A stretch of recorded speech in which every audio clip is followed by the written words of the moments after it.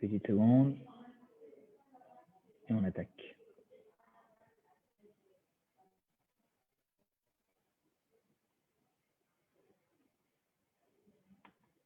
Voilà. C'est parti. Donc, commençons tout de suite. J'étais donc en guise d'introduction, j'ai expliqué la différence entre la tzedaka et la terouma. Pour ceux qui viennent de nous rejoindre, on leur souhaite la bienvenue.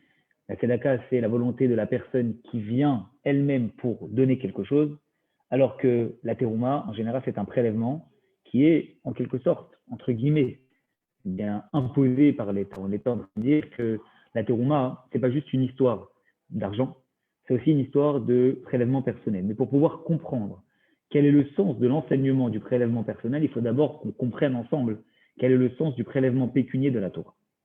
Alors, on va analyser ensemble les premiers versets de la parashat Teruma. On va comprendre ensemble de quel prélèvement sommes-nous en train de parler. Ça va rappeler à certaines notions qu'on a vues dans les lois des Shekalim, dans les lois du demi-cycle, qu'on a abordé il y a quelques semaines ensemble. Et en comprenant cela, eh bien, on va petit à petit dérouler et réussir à comprendre de quel prélèvement, de quelle partie de notre personne Dieu demande-t-il que nous prenions et que nous mettions sur la table, que nous lui donnions. Vous voyez la référence 1 à l'écran, ce sont les premiers versets de la paracha. Dieu donc a parlé à Moshe Rabbeinu, dans la continuité de la parasha de Mishpatim. On est toujours dans la suite des événements. Cette fois, eh bien, lorsqu'il est en train de lui dire ça, c'est au moment où il est redescendu de la montagne. Que lui dit-il? Il lui dit, tu vas demander au béné Israël de me prendre un prélèvement de chaque personne. Vous recevrez mon prélèvement et ensuite, et voici le prélèvement que vous prendrez d'eux, or, argent, cuivre, étoffe d'azur, pourpre, écarlate, etc., et tous les matériaux qui concernent le temple. Vous voyez donc ici qu'à 3 reprises est employé le terme prélèvement. D'abord, un prélèvement, ensuite, mon prélèvement, et après, le prélèvement. D'accord? Très très bien. Alors Rashi vient nous expliquer pourquoi le mot prélèvement est employé à 3 reprises. On aurait très bien pu dire, sans répéter, mettre tout ça dans la même phrase. Invite les enfants d'Israël à me prendre un prélèvement, ils le recevront, et voici celui que vous prendrez d'eux. Sans devoir répéter nécessairement le mot terouma.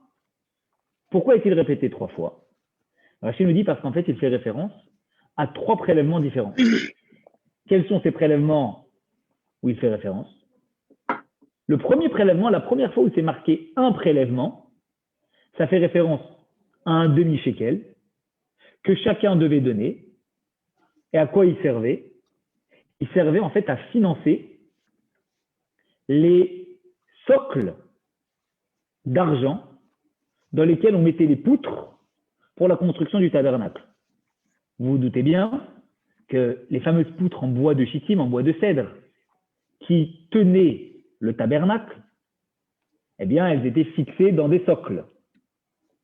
Et ces socles-là, qui étaient faits en argent, eh bien, ils ont été financés par le premier demi-shekel, symbolisé par le premier terme de prélèvement dans le premier verset. Donc, quand c'est marqué un prélèvement, ils prendront pour moi un prélèvement. Cela fait référence au demi-shekel qui est donné. Pourquoi? Pour justement financer les socles d'argent. Ensuite, c'est marqué, vous recevrez mon prélèvement. À quoi cela fait référence? Ça fait référence au machatzit shekel, encore une fois à un demi-shekel, qui a été donné par toute personne avant au mois d'Adar, au tout début du mois d'Adar, comme on l'a appris dans les lois de Shekalim, du Rambam. Et à quoi servait ce demi-shekel? Eh bien, il servait justement à financer tous les sacrifices quotidiens apportés chaque jour. Chaud, il fait C'est chaud. le sens du Hein? deuxième Il fait chaud ou c'est chaud?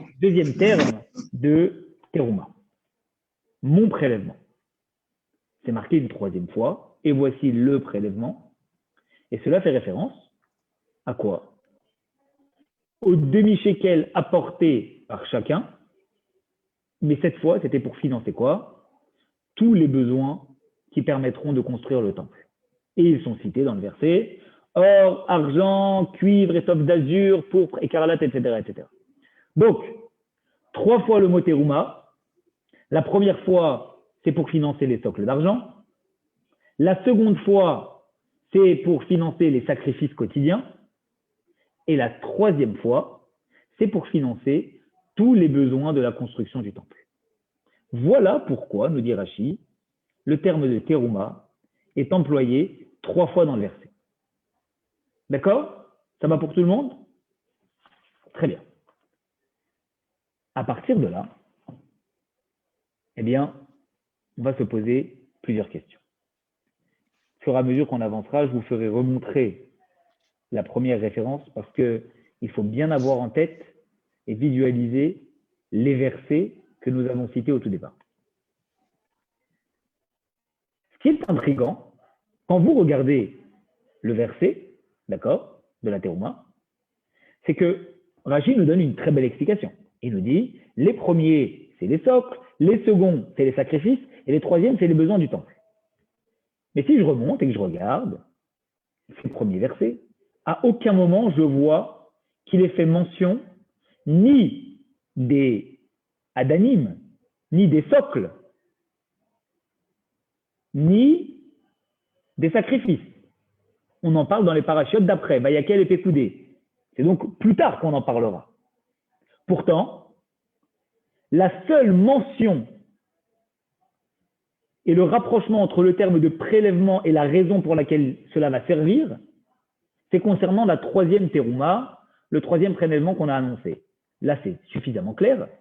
Et voici le prélèvement que vous prendrez d'eux: or, argent, cuivre, étoffe d'azur, pourpre, écarlate, etc., etc. Donc là, on comprend bien que tous ces besoins-là, c'est pour la construction du temple, pour faire les teintures, etc.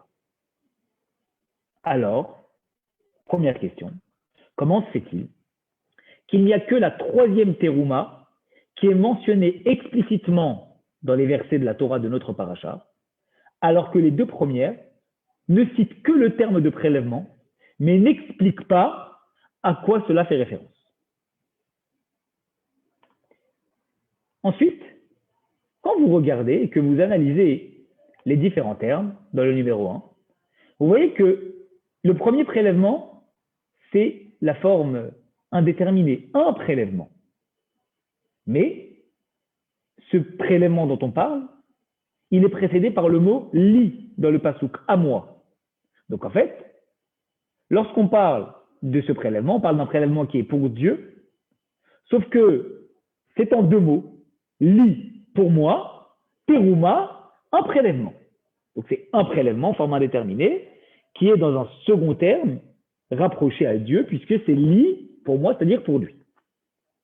La deuxième fois qu'on voit le terme de prélèvement, cette fois c'est en un seul mot, teroumati, mon prélèvement. Donc c'est plus le terme de Dieu qui est séparé du mot prélèvement, mais Dieu est inclus dans le mot prélèvement, puisqu'on dit teroumati, ma terouma, mon prélèvement. Et dans le troisième, on dit peut-être le prélèvement, mais il n'y a même pas de mention de Dieu.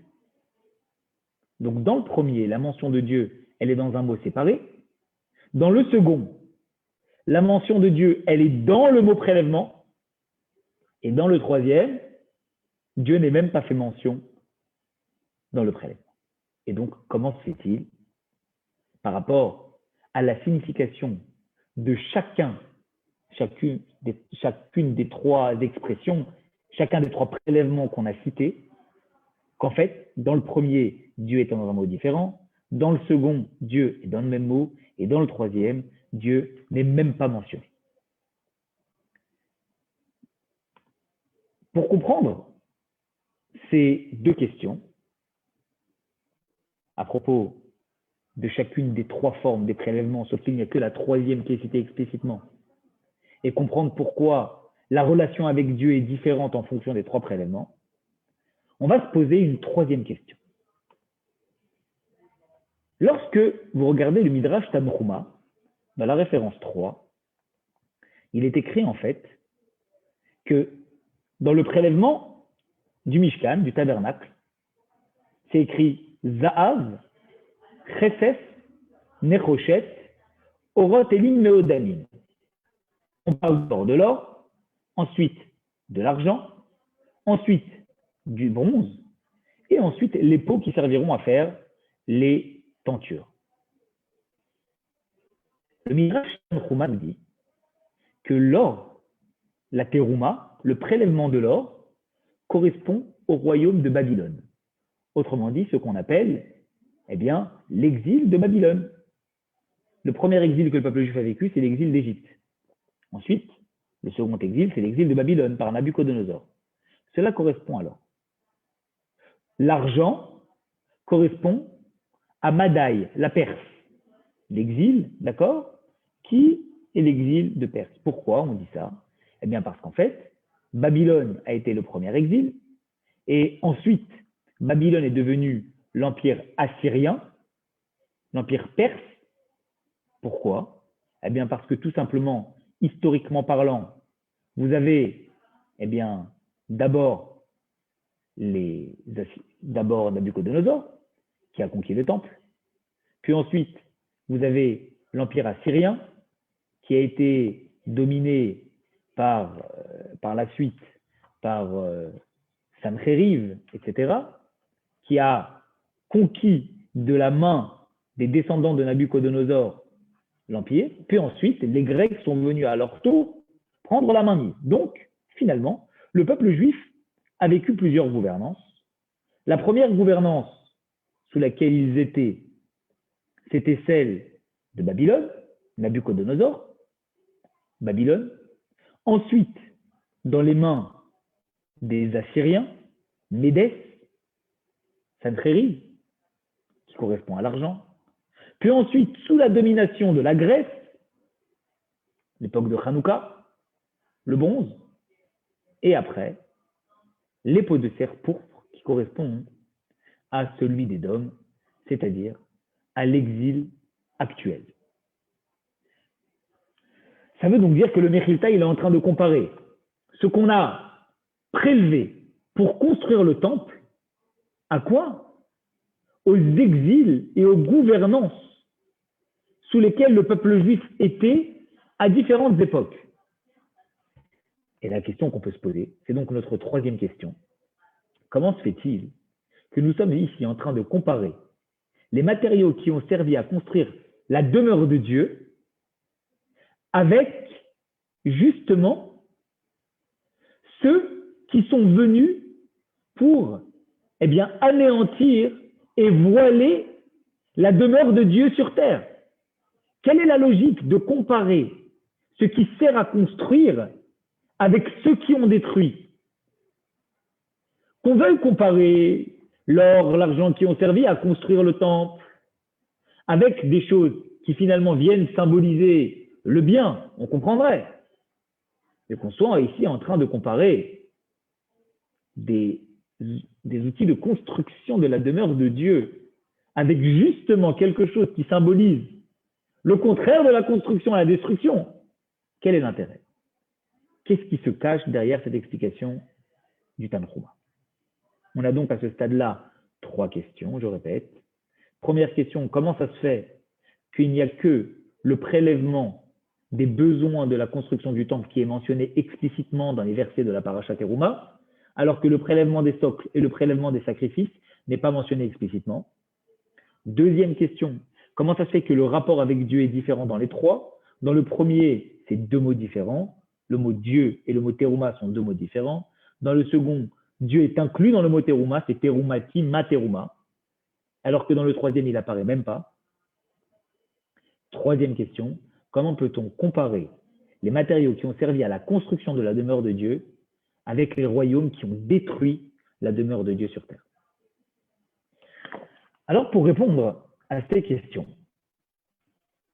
il faut qu'on comprenne d'abord que ces trois types de prélèvements dont il est fait mention ici dans la paracha de la semaine, on a déjà vu, vous savez, à Pessah, on dit mi-yodéa. Qui connaît? Qui connaît un, c'est Dieu. Qui connaît deux, qui connaît les tables de la loi, qui connaît trois. Alors, quand vous regardez les différentes choses qui existent dans un nombre semblable dans la Torah, qu'elles existent et qu'elles sont limitées au même nombre, c'est qu'elles ont un lien entre elles. C'est du reste le symbole qu'on est en train de donner à Pessah lorsqu'on dit qui connaît 4, qui connaît 5, qui connaît 6. On a l'impression que c'est une charade, que c'est un jeu, mais c'est plus que ça. C'est-à-dire finalement que lorsqu'on a une chose qui est en 3, qui est composée de 3, il y a un rapprochement, dans le bien comme dans le mal. Ça peut être effectivement le caractère opposé dans le mal d'une chose qui a 3 dans le bien.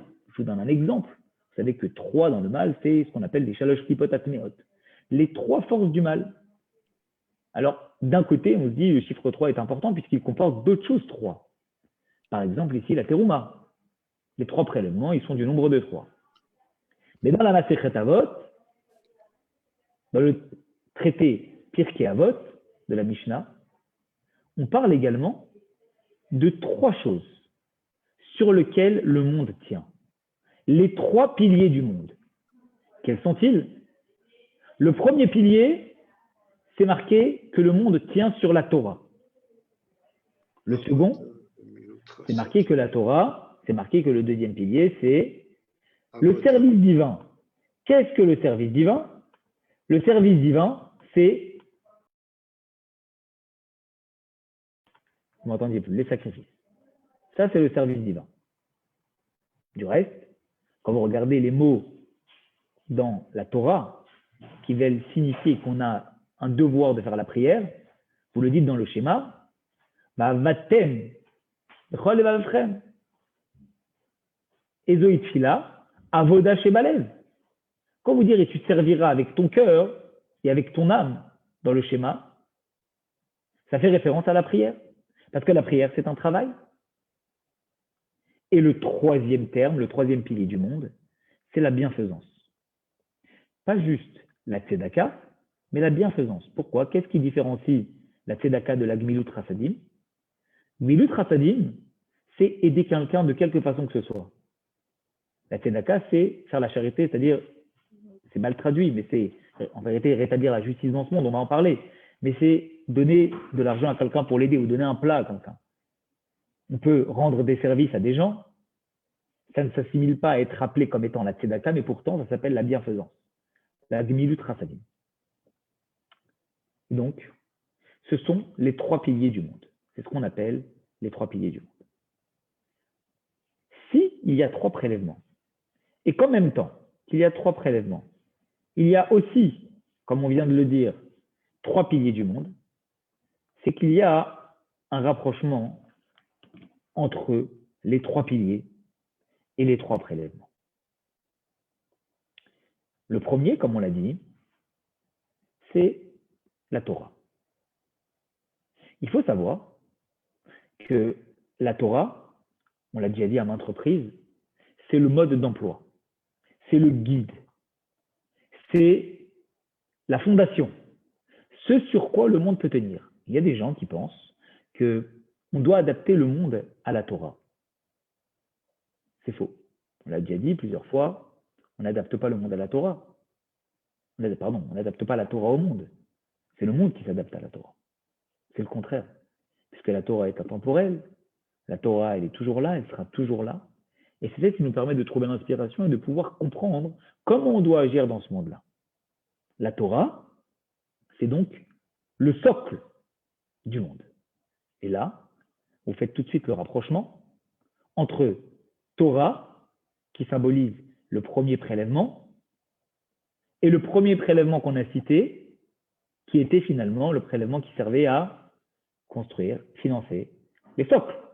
Donc la Torah, ce sont les socles. La base du sanctuaire, la base de la demeure de Dieu, et donc la base de notre service aujourd'hui. Le deuxième prélèvement, on a dit que c'était finalement, il était nécessaire pour pouvoir financer les sacrifices. Mais vous savez très bien que depuis que nous n'avons plus le temple, les sacrifices ont été remplacés par la prière. Du reste, c'est la prière de Moussaf parce qu'on offrait un korban de Moussaf à Rosh Chodesh pendant les fêtes, etc., etc. Et donc de là, on comprend qu'il y a aussi un lien entre le deuxième prélèvement, qui est le prélèvement des sacrifices, et le deuxième pilier du monde, qui est la prière. Prière égale sacrifice. Troisième prélèvement, on a dit qu'il servait à faire quoi? Il servait à construire le temple, les différents matériaux qu'on allait utiliser pour construire le temple, les différents objets matériels avec lesquels nous avons construit le tabernacle. Et de la même façon que le troisième prélèvement a servi à construire le tabernacle par l'or, l'argent, les différents matériaux qui existent dans ce monde-là, etc., etc. De la même façon, on comprend aussi que la bienfaisance, c'est-à-dire faire des mitzvot, des commandements dans ce monde-là, les commandements qui passent par l'utilisation de toute la matérialité qui nous entoure pour la mettre au service de Dieu. C'est ça la bienfaisance. Vous allez dire, oui, mais la bienfaisance, parfois, ce n'est pas uniquement avec un objet matériel. Mais sachez que la mitzvah, le commandement qui illustre le plus toutes les mitzvot de la Torah, c'est quoi? C'est la bienfaisance. Vous allez me dire, c'est marqué que c'est l'étude de la Torah qui est au-dessus de tout. Oui, mais l'étude de la Torah est aussi, une mitzvah est aussi un commandement, mais elle est plus dans l'intellect. La tzedaka, elle, lorsqu'on est en train de faire de la bienfaisance, elle a toutes les formes. La bienfaisance, elle peut être sous forme de pensée, aider par la pensée quelqu'un, par la parole, aider quelqu'un par ses paroles, également par l'action, en aidant en faisant une action. Ça veut donc dire que toutes les formes de l'investissement de l'être humain, elles se retrouvent à travers la mitzvah de tzedaka, à travers la bienfaisance en général. Et c'est pour ça, finalement, que le troisième prélèvement, qui faisait référence à toutes les différentes choses qui ont servi à construire le temple,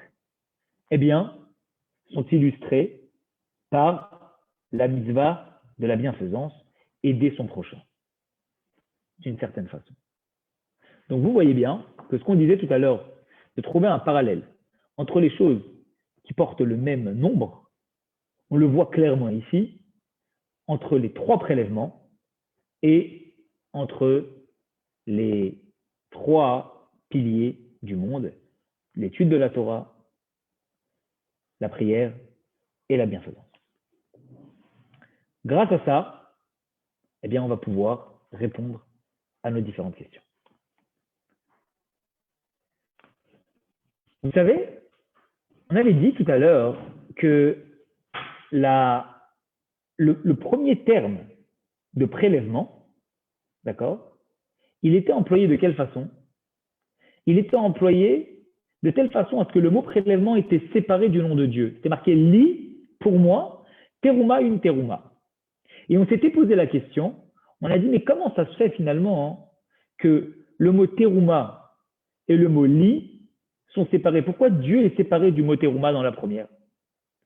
C'est qu'il y a un lien sous une forme séparée, bien qu'elle soit liée, mais en tout cas une forme distinguée entre Dieu et ce prélèvement-là. Et maintenant qu'on a compris que le premier prélèvement, il symbolise la Torah, on va comprendre pourquoi le mot terouma, prélèvement, et le mot qui symbolise Dieu sont séparés. Il est écrit dans le Michelet, écrit par le roi Salomon, « Je suis à ses côtés, fidèle ouvrier, dans un enchantement perpétuel devant lui. »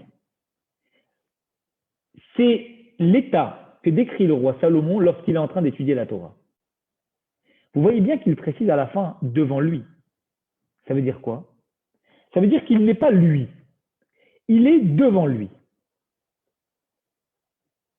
Vous pouvez être une seule et même personne au moment où vous êtes en train de faire quelque chose.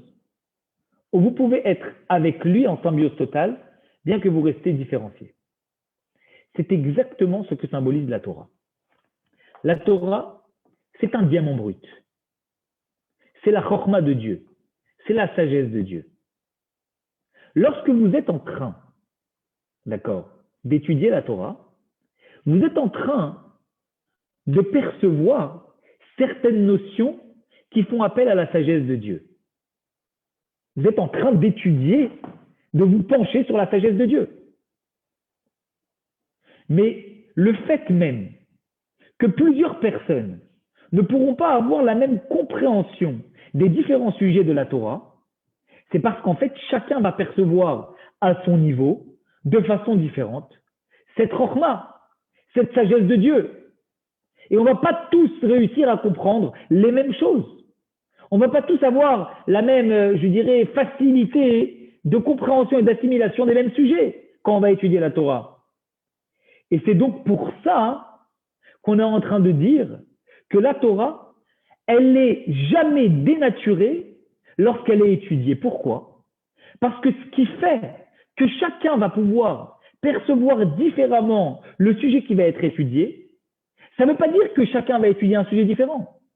Ça veut juste dire que chacun va pouvoir toucher quelques points de cette sagesse.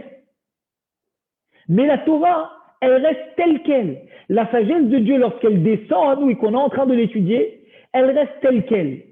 Maintenant, nous, est-ce qu'on est en mesure de la percevoir pleinement, à moitié, partiellement? Ça va dépendre de nous. Ça va dépendre de la chokhma, ça va dépendre de la concentration, ça va dépendre de l'intellect, ça va dépendre de plein de choses. Mais la Torah, elle reste telle qu'elle. Elle ne bouge pas. Elle ne devient pas nous. C'est nous qui l'absorbons en fonction des moyens que nous avons. Et c'est pour ça que le roi Salomon, il dit dans Michelet, l'Efanav devant lui. Il ne dit pas que Dieu est lui au moment où il étudie. Il dit que Dieu se tient toujours devant lui lorsqu'il est en train d'étudier. Autrement dit, lorsqu'il est en train d'étudier, il va utiliser les moyens du bord, en quelque sorte, pour pouvoir étudier. Mais Dieu restera intact. Et cette sagesse, elle restera, quoi qu'il arrive, intacte.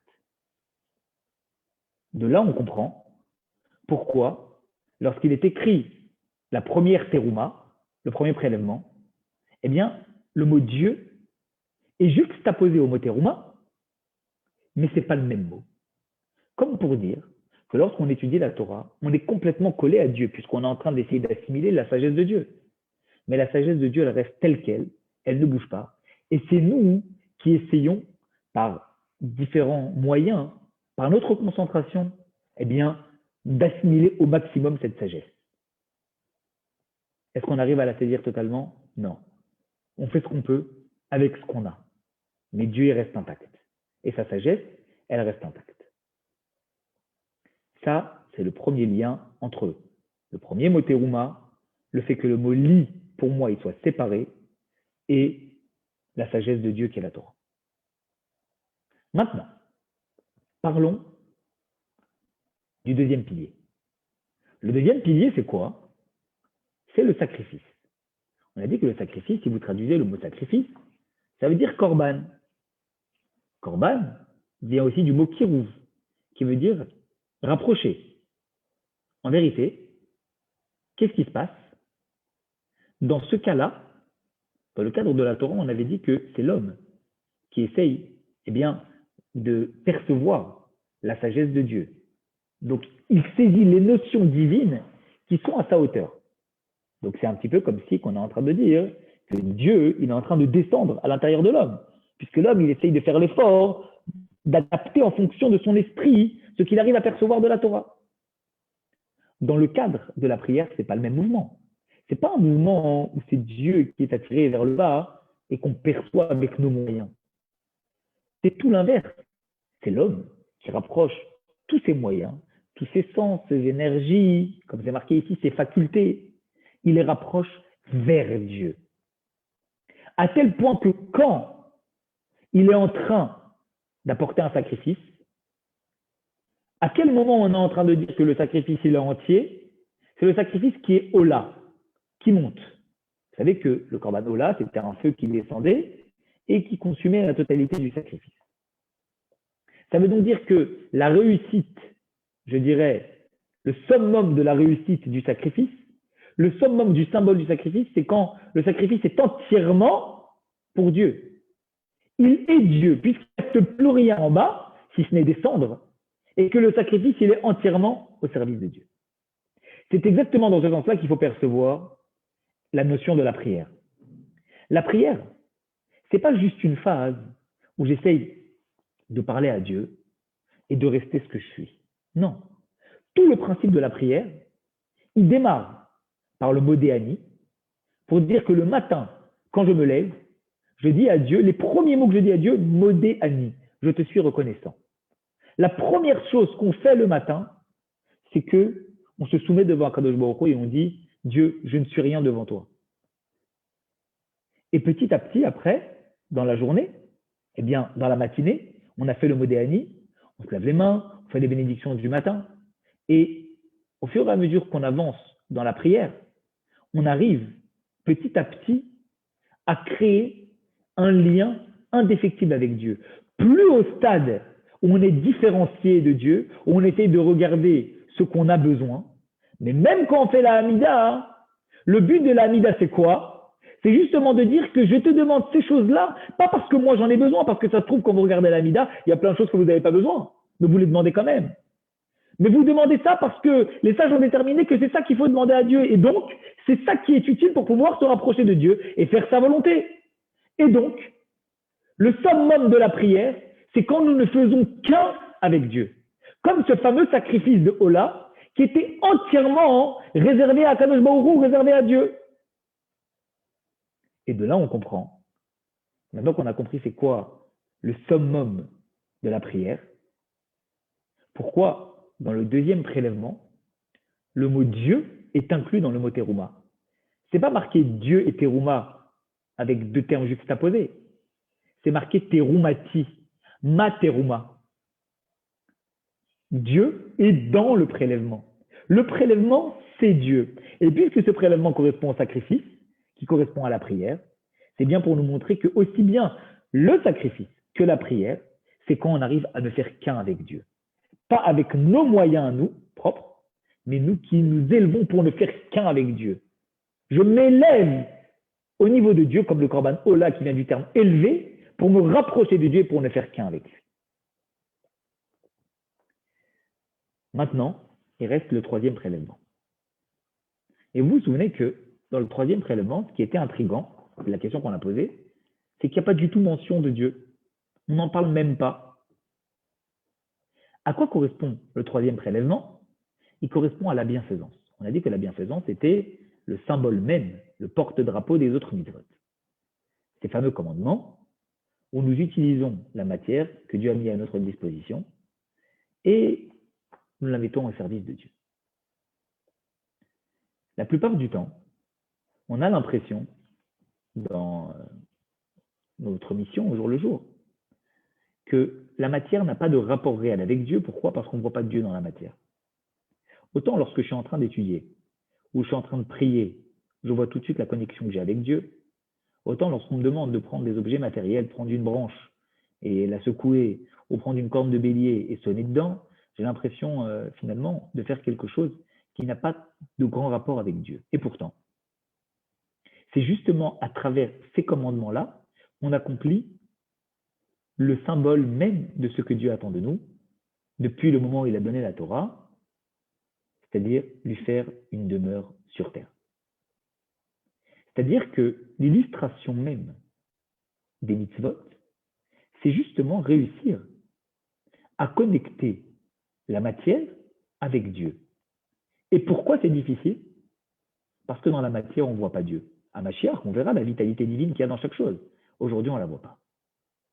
C'est pour ça que dans le troisième terme de terouma, alors que dans le premier, on avait Dieu qui était juxtaposé, alors que dans le second, on avait Dieu qui était dans le mot terouma. Dans le troisième, il n'y a même pas mention de Dieu. On parle d'or, on parle d'argent, on parle de royaume quand on va le voir, mais il n'y a pas de notion de Dieu. Et on pourrait dire, mais Dieu, il est où? Il est absent. On te dit non, Dieu, il n'est pas absent. Mais au même titre que dans les mitzvot, Dieu, il est présent, mais il n'est pas visible, et c'est à toi de le révéler. De la même façon, dans cette terouma-là, dans toutes les notions qu'on a parlé, l'or, l'argent, les tentures, etc., Dieu, il est présent. C'est la matière la plus basse, parfois la plus noble, mais en même temps, celle qui est la plus basse, celle qui peut, je dirais, faire tomber un homme. toutes ces matières nobles, ces matériaux précieux. Mais en même temps, on te dit que c'est dans la matière la plus basse que se trouve Dieu.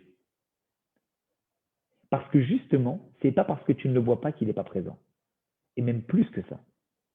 Vous savez, on dit que quelque chose, plus il est lourd, plus il tombe bas. C'est un principe, c'est normal. Mais c'est la même chose.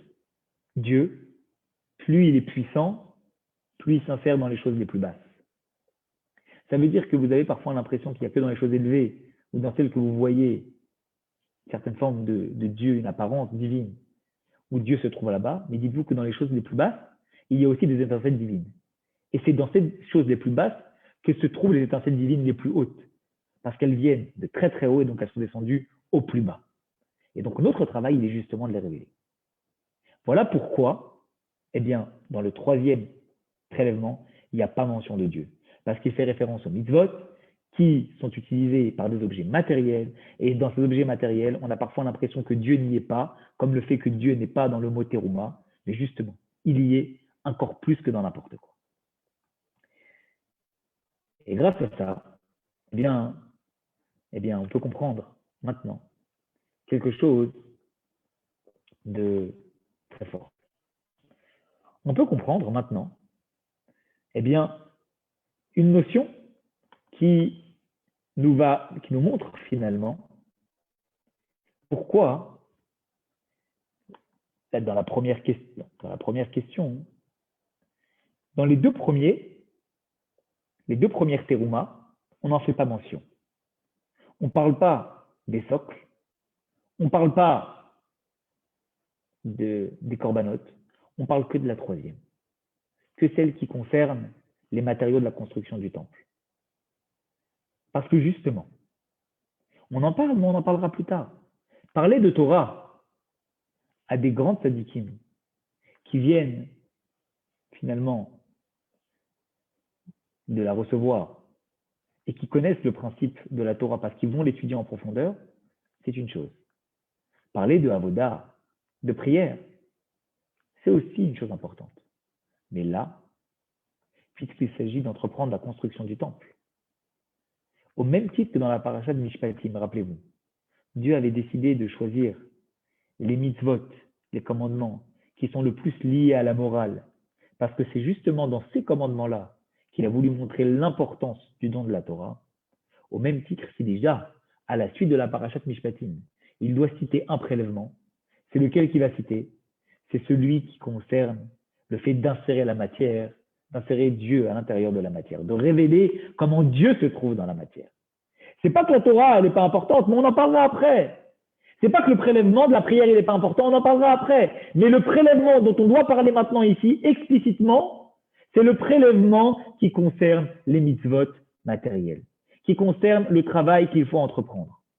C'est-à-dire celui de pouvoir réussir à connecter et à montrer comment Dieu peut être révélé dans chaque commandement que Dieu nous a donné. Comment réussir à dévoiler Dieu. Parce que finalement, le but de créer une demeure à Dieu sur terre, c'est de dévoiler Dieu dans ce monde. Mais ça, c'est au niveau du temple. Mais dans chacune des matières qu'on va utiliser pour construire ce temple-là, il faut aussi révéler Dieu. Il ne faut pas se contenter de révéler Dieu dans la maison.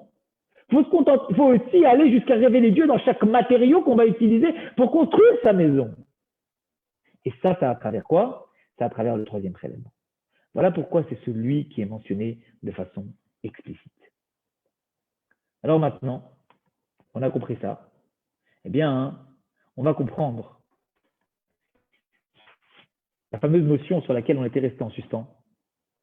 C'est la troisième question. Parce qu'on a répondu à notre première question en montrant pourquoi c'est le troisième prélèvement qui est cité explicitement, parce que c'est celui qui concerne la mission que Dieu attendait des enfants d'Israël à ce moment-là, c'est-à-dire révéler comment Dieu est présent dans la matière. On a répondu à la deuxième question et on a expliqué comment ça se fait finalement que Dieu n'est pas mentionné de la même façon dans les trois. Dans le premier, c'est la Torah, il est différencié. Dans le second, c'est la prière, il est une seule et même chose avec l'être humain. Et dans le troisième, il est voilé comme les mitzvot, où Dieu n'est pas visible dans la matière. Il nous restait cette fameuse troisième question, à propos des différents royaumes. On a dit comment est-ce possible finalement de pouvoir considérer que Dieu les matériaux qui nous ont permis de construire le temple, eh bien, ils sont comparés aux exils. Comment c'est possible de dire quelque chose comme ça? Quel rapport il y a entre l'exil et finalement les matériaux qui construisent le temple? Vous savez, lorsque le Gan Eden était visible sur terre, eh bien Dieu était visible. Et à ce moment-là, le seul travail qu'avaient à entreprendre les êtres humains, c'était d'étudier la Torah, de faire des bonnes actions. Mais tout cela avec Dieu qui était visible. C'était quelque chose qui n'était pas aisé parce que l'interprétation qu'il devait donner au texte, c'était une interprétation qui était très profonde. Cela n'empêche, c'était malgré tout, on va dire entre guillemets, relativement simple parce que quand on voit Dieu faire sa volonté, c'est plus ou moins facile. Pourtant, plus on avance dans les générations et plus on se rend compte que c'est de plus en plus difficile. Plus l'exil il avance, nos ancêtres ils se sont succédés les uns après les autres et on appelle ça Yeridat Adorot. On appelle ça finalement, eh bien, la descente des générations. Parce que plus ça va, plus le monde est obscur et plus on a du mal à voir comment Dieu est présent dans la matière. Et donc finalement, on a l'impression que plus le temps avance, plus l'exil il est douloureux, plus c'est difficile pour nous de faire la volonté de Dieu, plus on a du mal. Et finalement, on est en train de se demander, mais pourquoi Dieu il est envoilé? Dieu il est envoilé parce qu'il estime qu'on a un mérite que les autres générations n'ont pas. Le fait de ne pas pouvoir le voir, c'est parce que Dieu nous donne finalement les forces de pouvoir le révéler. Et ça veut dire que finalement, sans exil, Dieu est dévoilé et on ne peut pas le révéler. C'est parce qu'il y a l'exil qu'on peut le dévoiler, qu'on peut le révéler. Et plus l'exil est difficile, plus on a un travail à entreprendre pour le dévoiler, mais plus en même temps, ça veut dire que Dieu nous donne les forces de pouvoir le dévoiler. Et c'est pour ça que les exils sont comparés aux matériaux qui ont servi de construire le temple. Parce que justement, l'exil correspond à la matière qui a servi à construire le temple de la même façon que cette matière, elle a Dieu à l'intérieur. Et plus ça va, plus elle est assez forte pour voiler la présence de Dieu, plus l'exil y vient, et plus d'un côté il voile Dieu, mais plus il force chez nous une force de caractère pour aller chercher au plus profond de nous et le dévoiler. Parce que s'il n'y a pas d'exil, Dieu il est visible. Et c'est parce qu'il y a l'exil qu'il faut le dévoiler. Comme ces mitzvot qui utilisent des objets matériels, qui justement nous permettent de pouvoir le dévoiler. Et vous voyez que finalement tous les matériaux ils sont cités du plus haut au plus bas. D'abord l'or, ensuite l'argent, ensuite le bronze, et après, c'est même plus une matière précieuse. Ce sont des tentures qui sont certes très belles, des fils, mais c'est plus quelque chose qui est précieux. Et c'est la même chose. Parce qu'en fait, le matériau le plus noble, l'or, il est cité au tout début, pourquoi? Parce que dans ce premier exil de Babylone, il y avait encore les Amoraïm, il y avait encore les sages de la Guémara, qui étaient capables de faire des miracles incroyables. Ils étaient capables de ressusciter les personnes qui étaient décédées. Donc il y avait encore Dieu qui était visible. Donc dans cette matière qui pourrait paraître la plus noble, elle est encore à un certain niveau élevé, cette matière. Puisqu'on voit quand même Dieu à l'intérieur, elle brille. Après on descend, il y a l'argent. Et l'argent, c'est un autre exil.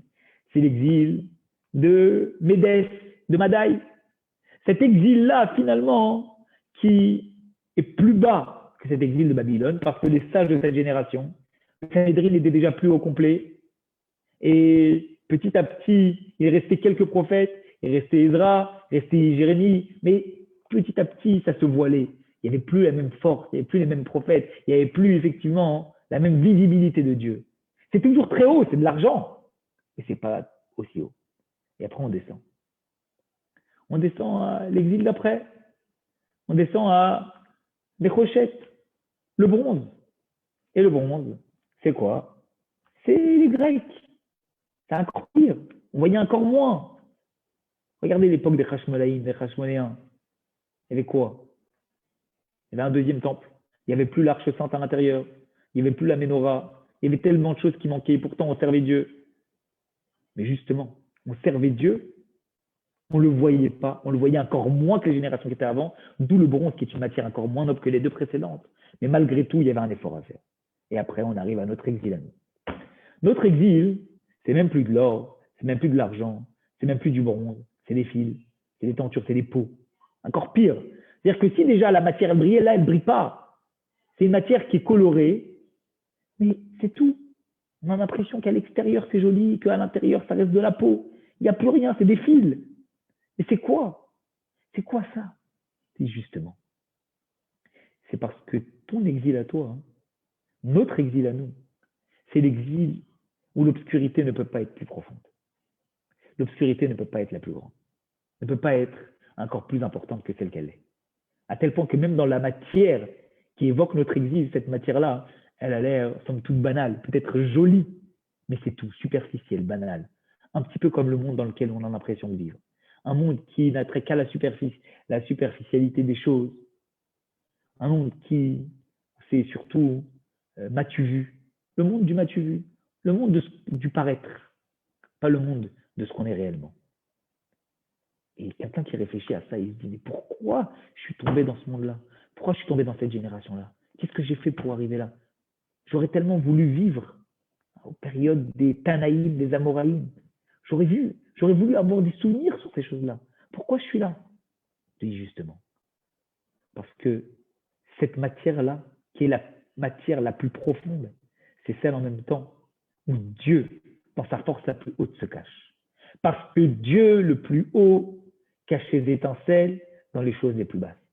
Et c'est dans cette matière-là, dans notre monde à nous, que finalement, Dieu a mis les étincelles les plus basses. Mais en même temps, il nous a donné la force de pouvoir réussir à s'élever, à pouvoir les élever, à pouvoir travailler dans cette matière-là.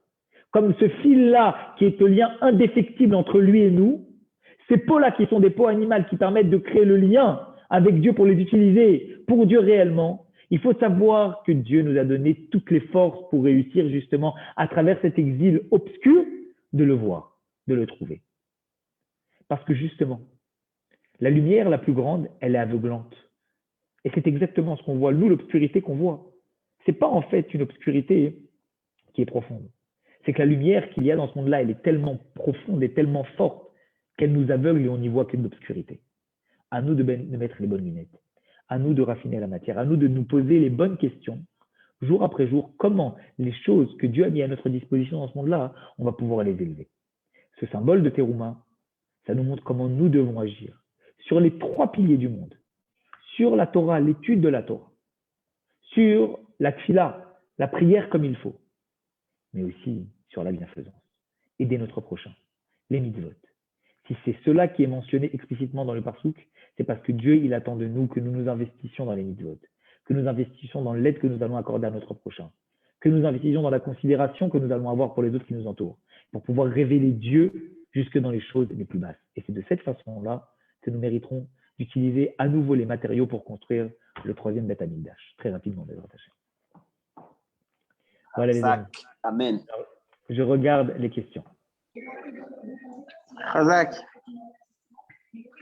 Alors, les questions. Les sacrifices quotidiens, Korban Tamid, étaient payés par la Terouma, pas par le Mahatit Shekel. Non, les Korbanot Tamid étaient payés par le Mahatit Shekel. Bon, je réexplique. La Terouma, ce qu'on appelle la Terouma dans le sens, d'accord, des prélèvements, c'est un prélèvement qui était fait du champ ou des arbres pour le Kohen. Maintenant, quand on parle de Terouma dans le sens large, c'est en général un prélèvement de Mahatit Shekel, un demi-shekel. Et ce demi-shekel-là, il servait à financer trois choses. Il y avait trois demi-shekels.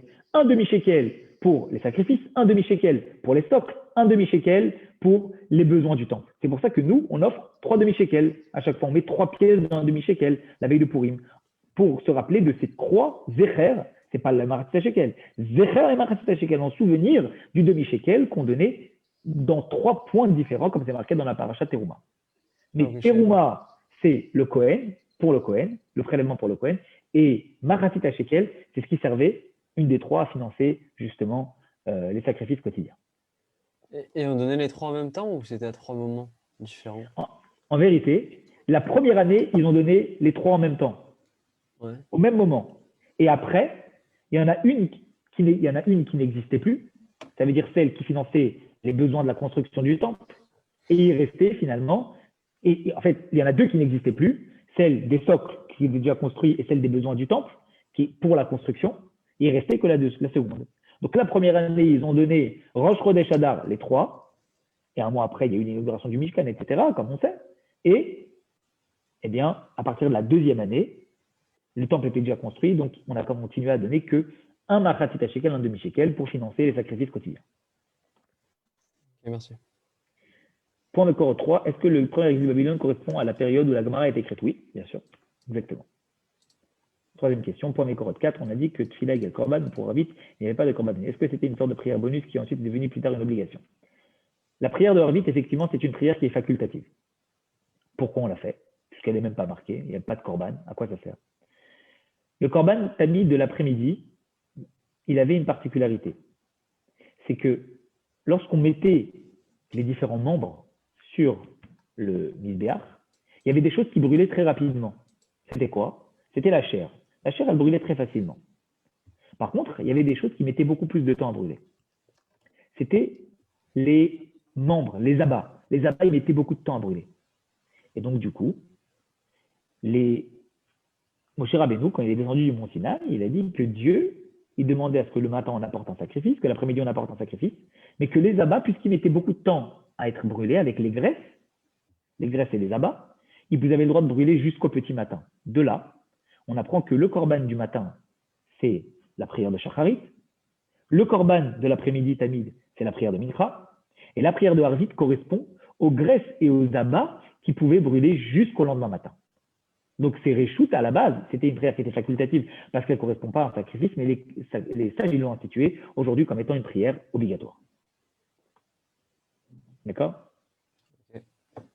Le Sefer Abayir est un Sefer qui reprend beaucoup d'explications de la Torah et qui donne le sens profond de ces explications. Bayir veut dire clair, le Sefer de la clarté. Donc en fait, il amène une explication qui apporte de la clarté sur différentes notions, comme on a pu le voir ici, dans la référence 5 que tu as citée. Merci. Ok, merci. Ensuite, je vois une question. Dans cette considération-là, se pourrait-on qu'on assiste à un cinquième exil? Non. Assurément. On est dans le dernier exil. C'est une évidence. Le dernier exil, le Galout de Édom, c'est ce qu'on appelle notre dernier exil. Et cet exil-là, il n'y aura pas d'autre exil. Pourquoi? Parce que tant qu'il n'y a pas de temple qui a été construit entre les deux, alors à ce moment-là, il n'y a pas de cinquième exil qui tienne. Et comme le temple, le troisième temple qui viendra sera éternel, c'est le Mikdash, Beth Amikdash, qui sera nitzri, qui sera éternel, alors à partir de là, il n'y aura pas de cinquième exil. Donc on est toujours dans cette notion de ces matériaux-là dont on a parlé, et justement dans cette mission-là de devoir dévoiler la matière, jusque dans les choses les plus profondes, jusque dans les peaux de bêtes ou dans les fils. Amen. Voilà. Est-ce qu'il y a d'autres questions? Alors je vous laisse rejoindre le shiur de Rambam, tout de suite de Rav Chalençon, et je vous souhaite une très très bonne soirée. On se revoit très rapidement jeudi Bezrat Hashem pour d'autres shiurim. Merci, David. Merci beaucoup. Avec plaisir, Kalto. Razak.